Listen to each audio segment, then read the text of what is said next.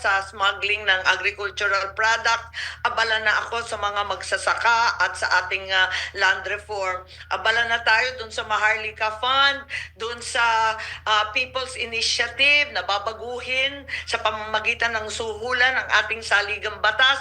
Abala na ako sa budget ng 2024 at 2025 kung saan linustay ng bonggang-bongga ang pera ng bansa. Kaya hindi ito bago at siguro maintindihan na lamang ako na hindi na tama ang landas ng administrasyon na nanghihinayang talaga ako. Para sa akin, malaking trahedya sa amin to.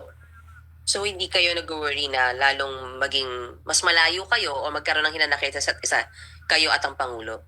Walang ganong worries sa inyo, ma'am? Well, para sa akin, sana wag masamain. Alam ko nagtampo dahil dun sa hearing.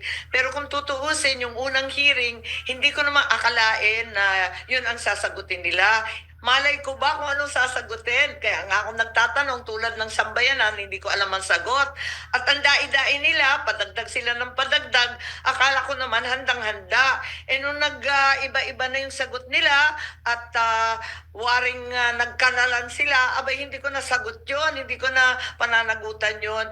Ang akin lamang abutin ang katotohanan at iwaksi ang lahat ng hindi tama, labag sa batas, labag sa batas pati ng Diyos dahil sa pang-aapi sa matatanda at may sakit.